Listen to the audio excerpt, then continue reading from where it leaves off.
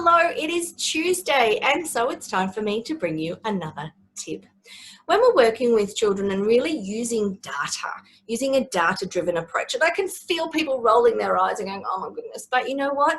If that's what data does for you, you need to use your data in a different way. Anyway, that's a whole nother conversation. But when we're teaching in a data-driven way, we are continuously monitoring the learning of children.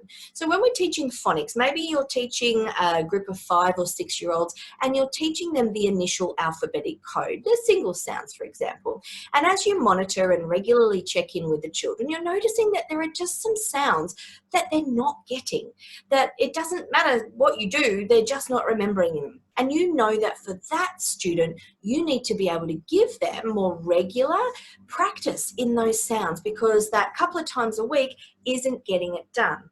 Now, I have to admit that I've stolen this idea from a colleague, and she's given me permission to share it with you today. So what I saw her do, which I thought was awesome, was to take a strip of coloured cardboard and write down, the little girl who she was using it with was struggling to remember t. And so she wrote it t and the picture mnemonic that goes with the phonics program that is being used. And she just wrapped it around like that and sticky taped it to the little girl's wrist. So the teacher didn't have to carry around cards, didn't have to do anything other than have this on the kid's wrist. So every now and then, multiple times in the day, the teacher could go up and say, tell me what this one is, what this one, that's this one. And those multiple repetitions delivered in an individual way, really, really powerful.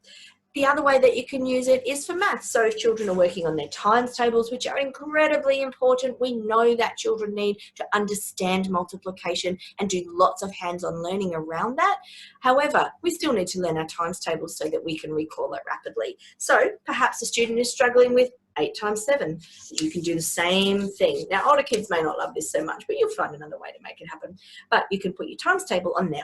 Anything you need them to remember that are facts that need to be quickly recalled so they can use them to do something else can be popped on a wristband. Vocabulary, anything. Oh, all these ideas are coming to me now. But that's my top tip for today. Whack some stuff on a bit of coloured cardboard, sticky tape it to the student's wrist, and you're away. See you next Tuesday. Bye-bye.